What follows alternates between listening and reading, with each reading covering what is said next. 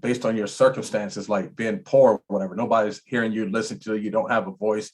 How dare you think you can be such and such? And so it derails who you think you can be. You end up then being exactly what the world is kind of direct you towards. And then the world is telling you that's not a good place to be. I'm Carolyn Hadlock, Executive Creative Director at Young & Larimore, and this is the Beautiful Thinkers Project, a podcast where I ask founders, creators, leaders, and visionaries how they bring their ideas to life. As we enter these conversations with thinkers across disciplines like art, science, and business, we'll learn a little bit more about the practices and identifiers that create beautiful thinking, something defined so individually, but so universally recognizable. Welcome to the Beautiful Thinkers Project.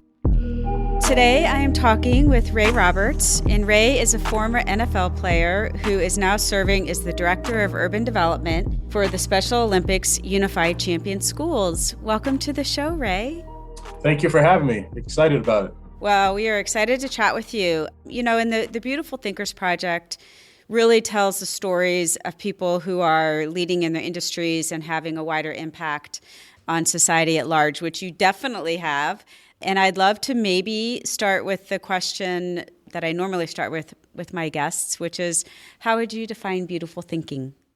I'm glad you sent me that in advance so I could kind of think about it a little bit. And I think for me, like I compartmentalize it. So beautiful thinking to me is kind of when you have freedom of thought, and that freedom of thought comes from you having comfort and courage and knowledge and mastery of like a certain topic, so like the example I use is, for me, that's communication. I think I'm very gifted at communicating.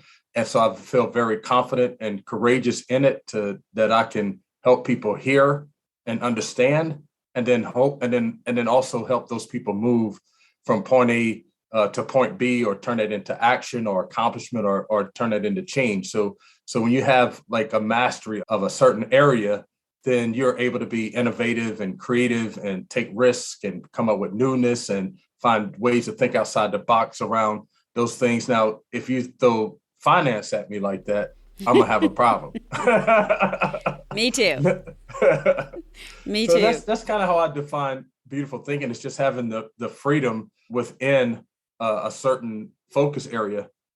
Yeah, that's a really interesting way to think about it, because one of the things we talk about when I've talked to guests before is, beautiful thinking doesn't just mean across everything. You have to sort of originate from your specific, discipline or your craft, and then you hone that, and then that's where you sort of do your original things, and then you move out, and that's how you have, a ripple effect out in society. So would you say that communication was always sort of your core discipline? I mean, as somebody who played in the NFL for as long as you did, would you have said that back then when you started?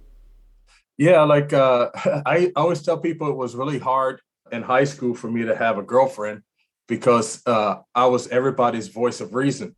And so anytime someone had any type of issue, they'd be like, oh, go talk to Ray, like he'll help you figure it out, And then when I went to college, and this is when I really understood the power of my ability to help people this way, is at UVA in Charlottesville.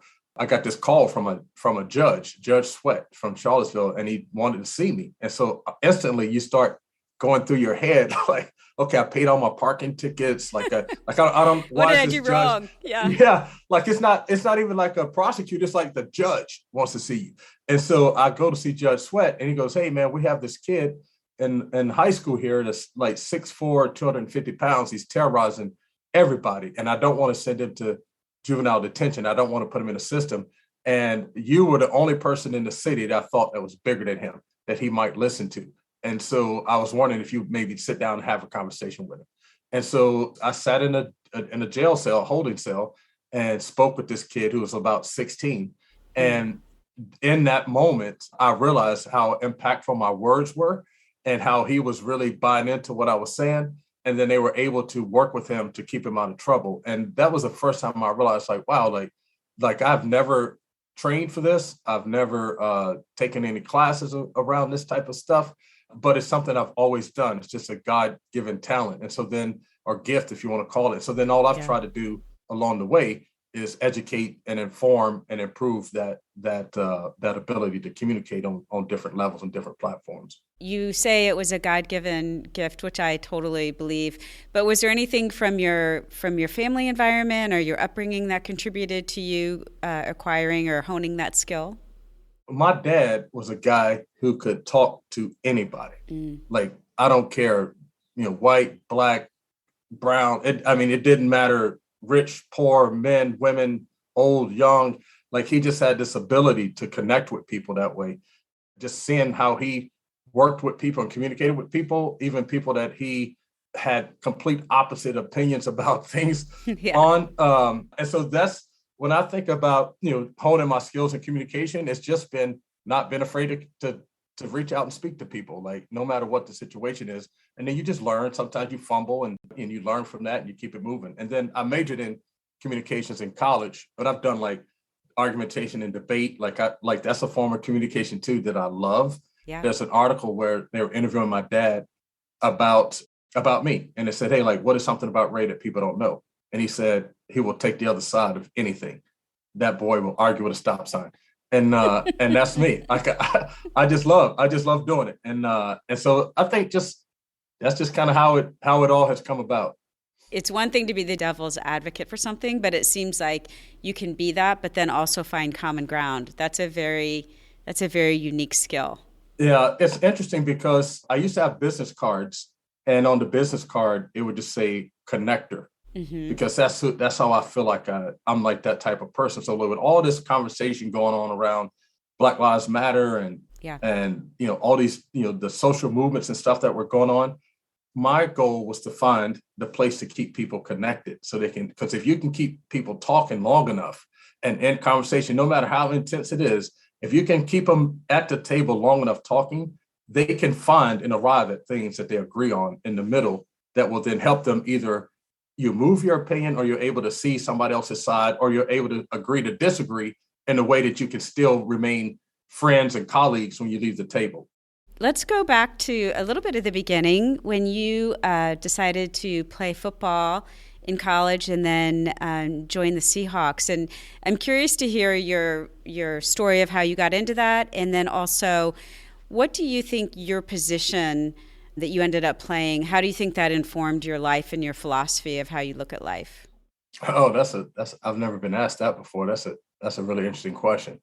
But how I got into football is I grew up super, super poor. Like, really poor. And, it's about an 800 square foot home. And I lived there with my three older sisters, my parents, and my grandfather. And so it's really jammed. It's not a whole lot of space. And we didn't have a whole lot. And so there was a lot going on in my life, like just really chaotic. And you don't know how to process everything that you're seeing and hearing. And, I was the youngest in the house. And so I started watching my cousin play football. And every time he made a good play, he'd get pat on the back, man. They hug him, they cheer for him. And I'm like, man, I need some of that in my life. You know what I'm saying? And like at a little kid, I was like, I want people to feel that way about me. And so that's where football came in. Football allowed me to exercise all of those tough, hard feelings that a little kid doesn't know what to deal with when things are going on in his household, like physical fighting and drugs and alcohol and all kind of stuff, and you're trying to not be part of that. So that was the first thing that drew me to it, is that I could go on this field, I could hit people really hard, and then people would pat me on the back for it. And so I needed that. I really needed it, because if I had expressed myself like that, in the streets or somewhere, I'd be on a different track than I am on right now. So football became that place of affirmation. It became a place of just like comfort. It became a place of confidence for me. And then I think that's what drove me to be great at it, is that I just wanted more and more and more of that, because it was not just giving me something to do and I could be healthy and go to college and all that kind of stuff, but it was also giving me a place to kind of express, some of the stuff that was just going on in my life that I didn't know what to do with. And so this is a good place to kind of let all that out, like scream, so to speak, without getting in trouble with it. And so probably around like 10th grade, playing football, and I went to my coach and said, hey man, like I have all these letters from colleges that want me to come play football there, and we can't afford college. And he goes, what do you mean? I said, well, they sending me like all these letters and they want all this information and stuff, but my mom and dad are janitors. Like, we don't have money to pay for college. So he said, hey, Ray, they want to pay for your college. I'm like, what does that mean? And he's like, athletic scholarship means they pay for everything. And I'm like, and we don't have to pay it back? and he's like, no. So it took him probably like 2 or 3 weeks to help me fully understand what this idea around recruiting is and what scholarships are. Then I just recruited like all my teachers in school to help me through the process, because I had no idea how to choose one school over the other school. Like, I didn't want to just go somewhere to play football either. So I had some teachers that helped me put together like a little scale, and we, ranked the schools for all different types of things: location, environment, reputation, academics, athletics, social life, party life, all that kind of stuff. And we gave it scores for. And so then the teams that rose to the top were the schools that I went and visited, and then ended up going to Virginia. And so then at Virginia, my first semester there, I almost flunked out of school because I had control of my time, and I had no control of my time. Yeah. That's the first time ever. Usually when the street light comes on, my dad whistles, you're in the house. Well, the street lights were coming on. I wasn't hearing the whistle. I wasn't going to the house. And so that meant I wasn't getting work done either. And so I had to go to the school, say, hey, like, I'll do anything you ask me to do except for go home. And so they said, okay, for the next semester, you can't practice with the football team, work out with the football team. Man. You have to work with this academic advisor, get your grades right, da. Well, then I did all of that, got everything together, ended up with 3.0 every semester after that, made the all ACC football team, made the all ACC academic team, all American. And then the rest of my football stuff was history. And then obviously getting drafted to Seattle. And so that's what landed me here in Seattle. Played 4 years here, 6 years in Detroit, but always kept my home here in the Seattle area. Oh, and then you asked me about how did my position impact my thought. Well, to play offensive line, you have to be, I used to have this phrase, overworked and underappreciated. And so you have to be willing to just deal with that. You're not going to get credit when things go great.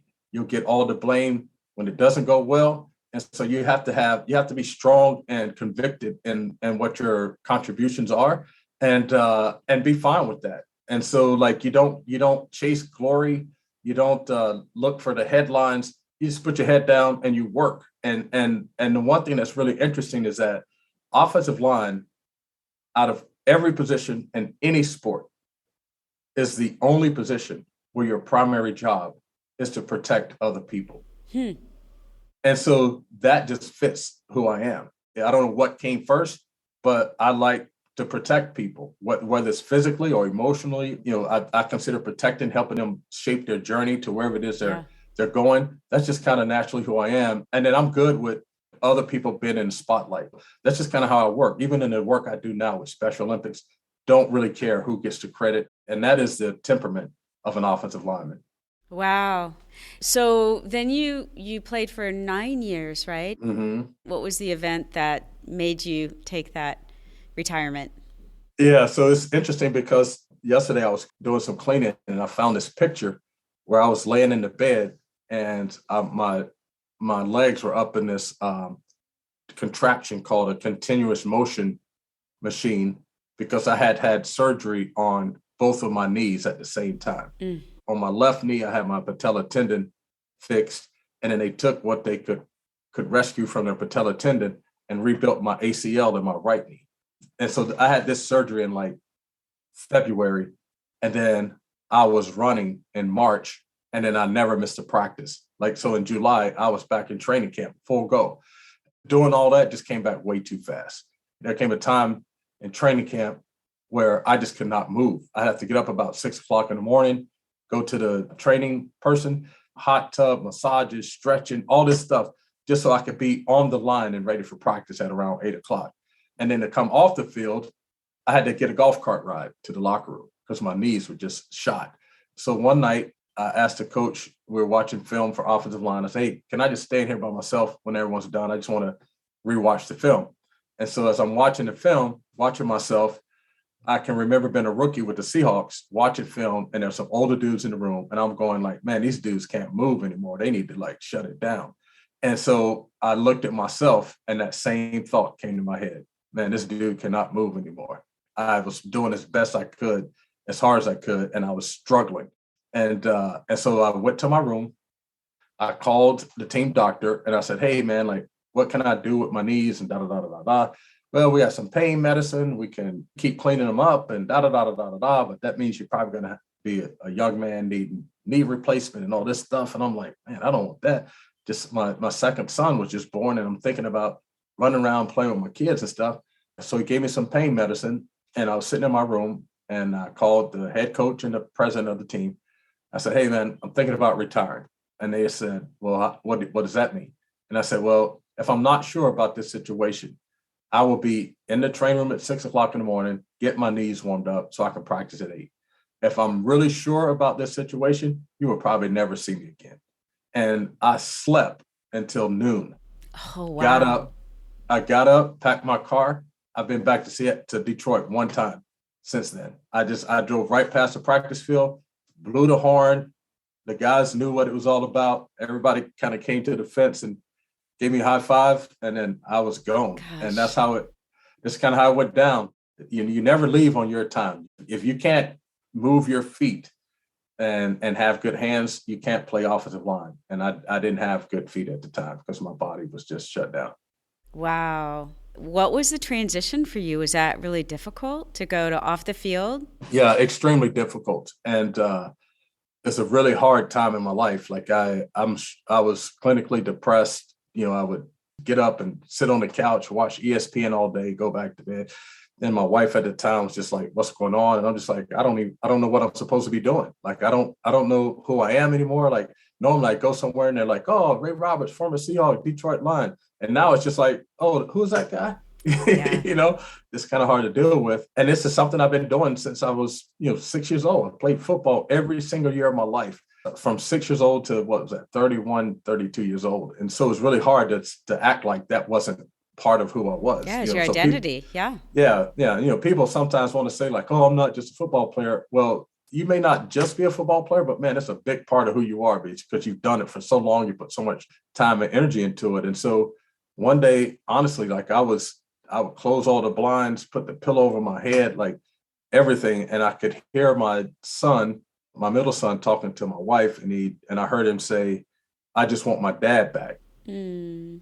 And that's what like kickstarted me out of this depression. And so I was like, all right, let me figure out something, And so then I just started, talking to my friends like, hey man, like, what is it you see that I do well? And they're like, Ray, like, you're an incredible communicator. Like the way you work with young people, like they just gravitate towards you. And those are things that I just did naturally. And I never thought about them as a career path or anything like that. And so then I just started going like, okay, then how do I get myself in a position to do those types of things? So I was coaching sports. That kind of got me into that mode. Then I went back to school at University of Washington, got a master's degree in intercollegiate athletic leadership, which is like a degree for folks that want to be athletic directors. And so my thought was not necessarily be an athletic director, but I was interested in building my own school. That's when I really understood the term diversity, equity, inclusion.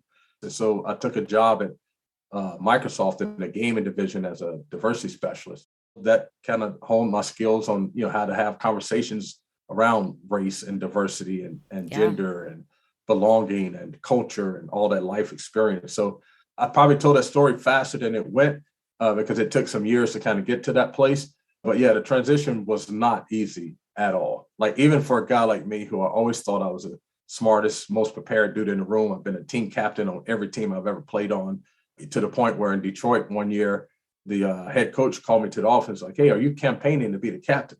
I'm like, what do you mean? And he goes, well, 47 of the 53 guys voted you to be captain. Aww. and you can't vote for yourself. So that's 47 of 52 dudes. I said, coach, I'm just who I am, bro. I talk to everybody. I try to communicate to everybody. If I can help them with something, I try to help. It took some time to get myself out of this place of where I didn't know where to go or didn't know who I was or how to reinvent myself or come up with what my real purpose is and all that kind of stuff. So I just said, like, I wanted to have this school. But basically, I have schools all over the country. I work in schools, K through 12. And with the work I do, it's probably about 2,000 schools across the country in our urban city school districts that I work with. Just being able to bring joy to these individuals and I get opportunities to speak outside of Special Olympics because of it. Like everything has just kind of come full circle. And I really feel like I'm operating as, I mean, if this is not right in the wheelhouse of my purpose, it is so close you can't tell the difference. Yeah. So it's sports, it's young people, it's educating, it's communicating, it's leading, it's inspiring. It's like all those types of things that I feel like I bring to the table that really make me who I am. This job pulls all that out. There's one thing you said that I think is really interesting, and I never thought about it till just now, but when you were talking about how you went to your friends and asked them what you were good at, I think that's a really important thing to point out, because I think the things that come to us naturally are not things that we identify as talents or skills. And I think for people even listening to this, it's just like if you feel lost, it's very hard to identify what we do well and what we bring to the mix. So using your friends and your community to kind of help identify that, I think is a great story. I was not aware of the school. Can you talk a little bit about the school and your role in that? I knew about Special Olympics, of course, but I didn't know about this inclusion school. So what we have is a strategy called Unified Champion Schools. And so it has three components to it. So it has unified sports, which means students with and without intellectual disabilities on the same athletic teams. And it has an inclusive youth leadership component, which is that same idea, but around clubs and leadership around the school. And then the third component is whole school engagement. And then the whole school engagement is a way to celebrate these athletes in front of the whole school. They could have a pep rally, or they could play a basketball game and it'd be fans in the stands like cheering for them, or they could do like a field day. So they're learning skills alongside our athletes. And so the strategy is for any public or private school. And so what we do is we go in and we try to convince the school districts to implement this strategy in their school. And so my job is to do that for our urban city schools. So I travel all over the country talking to principals and superintendents and teachers and parents and athletes, trying to advocate for our strategy because of the outcomes that it produces. So it increases friendships, it reduces bullying, and it improves school climate, like all those types of things, educational outcomes for both students with and without intellectual disabilities. And so my job is to get that into all our urban city schools in the country. And so right now, overall, we have about close to 8,000 schools that are using this model. And then of those 8,000 schools, about 2,000 of them are in our city urban schools. Yeah, and I just love that you said the intellectually challenged kids and then the other kids, bringing them together in a common way and using athleticism as a way to sort of, when I was reading through, friendship seemed to come up again and again, that these people, friendships and relationships is everything. And you said this quote, it was one of the things you said when you were talking to the kids, and it was, do you remember who you were before the world told you who you should be? And then think about that. It's a very powerful statement. I know that is attributed to somebody else, but what an important thing to say, and what prompted you to start with that? Yeah, so actually we were headed to Des Moines, Iowa, and they said, hey, we're going to have some time where you can speak to the whole entire school if you want to do that. And I'm like, yeah, that's cool. Like I do that all the time. And so I was just trying to think through, kind of what it is I wanted to share with them. I was kind of putting myself back in their shoes, and I'm thinking about all the other kids that were around me and the things they wanted to do and how I ended up doing this thing that I dreamed about. And a lot of them didn't. I do a little research so I can maybe find some other concepts and things. And I saw that quote, who were you before the world told you who you should be? And I was like, man, that's what killed the dreams of a lot of my friends, is that somebody along the way told them, nah, you can't do that. Or based on your circumstances, like being poor or whatever, nobody's hearing you, listen to you, you don't have a voice, nobody can hear you, you can't do that thing. Who are you, how dare you think you can be such and such? And so it derails who you think you can be. You end up then being exactly what the world is kind of direct you towards. And then the world is telling you that's not a good place to be. A lot of times I go talk to kids and they introduce me as this former football player, then that discredits my journey to get to where I got. And so in order for me to really get them to sit on the edge of their seats and listen to what I have to say, I had to give them background of what my life was like when I was sitting in the chairs they're sitting in. And then that way they go like, oh, okay, that guy has been through it like I've been through it. Let me see what he has to say. And so that statement kind of helps me set the tone to do that. It's so impressive that you're willing to share all the aspects of your journey, not just the highlights. And kids just recognize sort of the honesty in that. The first time I really felt comfortable telling my story. I got invited to speak at Southwest Airlines, and they wanted me to come down and just talk about like relationship building, some of my background, all this other kind of stuff. Interesting. And so it was like all their pilots and flight attendants. So I went there and I had this whole thing put together about, how you communicate with people and engage people and keep them in the conversation, all this kind of stuff. And there's something like, honestly, about 2 hours before I was supposed to go up, I was like, you know what? I feel like people here need to hear my story. I'm going to tell it as honestly as I possibly can for the first time. And so I did. And I talked about how it was growing up. I talked about, my two of my three sisters been in federal penitentiary for drugs, and my mom and dad, their relationship and all the physicalness and all this stuff. And then how I navigated all of that stuff. I didn't know how it went. It was pretty quiet in the room. So I'm thinking like, man, like I just turned everybody off. And then at the end of the talk, there was a line from the podium all the way to the back of the door. So they were just quiet because they were blown away. Yeah. And they were just coming up and they were just saying like, man, you just gave me the power to like own my stuff and not be ashamed of it. Like it gave people power. And then the more I share it, the less power it had over me. Like there's things that were happening in my house when I was a little kid that I never told my wife about. Because I was just like, if she knew that, she will not like me. She would be like, wow, like, why did I marry into this family? But the more shame it took out of it for me, the more power it gave other folks when I share it. And so that's why it's like, it's part of my journey. I'm not ashamed of it. It kind of helps shape who I am. Every journey has positives and negatives. And so mine just happened to have a particular set of negatives and a particular set of positives. And that's kind of how I go about it. Well, even, the transition, that point when you were talking about, feeling depressed and just sitting on the couch. I mean, how many kids are you encountering right now who are just going through that same space just because of pandemic or because of, this moment in society? I mean, that's another place of understanding that you can bring to the conversation. Yeah, especially with the work that I do with Special Olympics. A lot of our athletes are already isolated and bullied. And so the pandemic didn't help because that's even more isolation, and less connection. That part of it, like there's a lot of their experience that I identify with. Like, believe it or not, being bullied in school because of the clothes I wore. Like I didn't have new clothes. I would have to get clothes from old dudes in our neighborhood when they were done with their clothes, like just some hand-me-down. And so it does set me up just to be able to be in conversation with young people in a way that I understand them and I let them know I understand them. I don't talk at them, I talk with them. Mm-hmm. And a lot of times they, like everyone else, have the answers to their problems. You just have to ask the right question to get them to arrive at it. That's kind of how I go about it. And that's a coach in me as well. That's such an amazing journey that you're on. I mean, what have you not done? I feel like you've done so much. And is there anything that you haven't done yet that you're wanting to do? Not really. My biggest purpose in life right now is just to be the world's greatest dad. Like, honestly, like it's such an honor and a privilege to be a parent.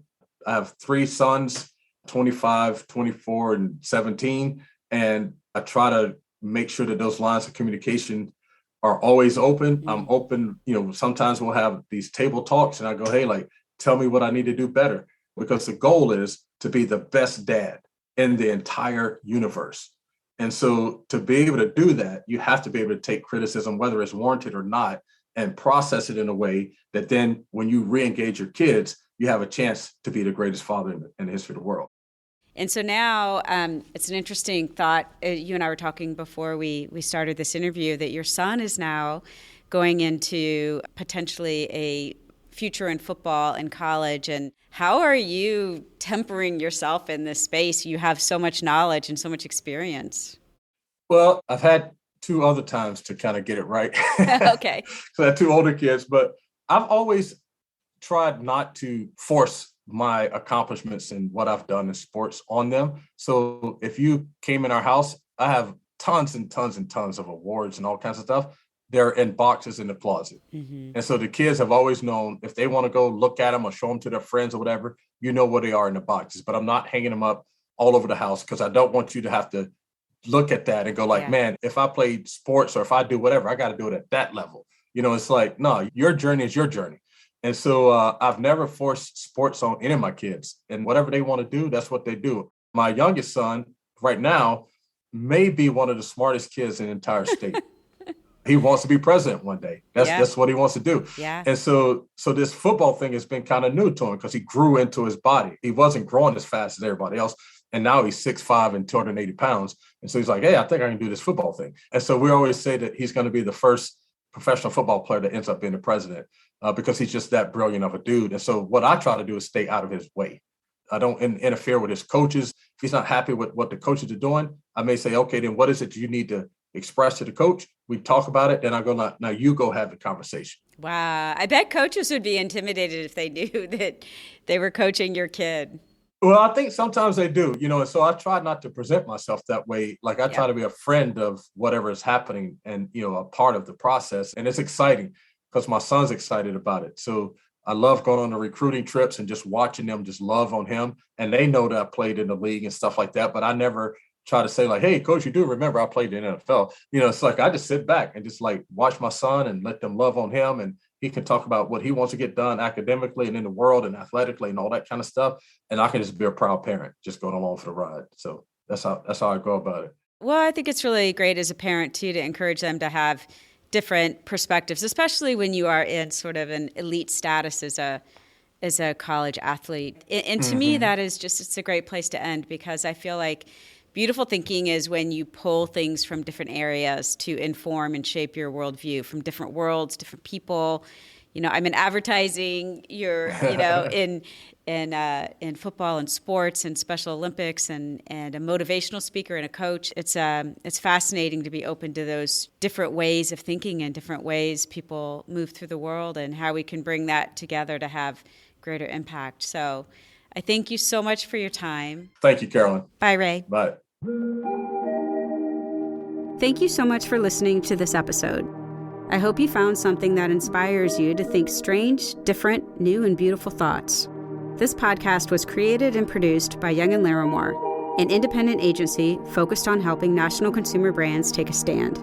To explore more about today's conversation and all of the other thinkers I've spoken to, check out our blog, The Beautiful Thinkers Project, or follow us on Instagram @TheBeautifulThinkers.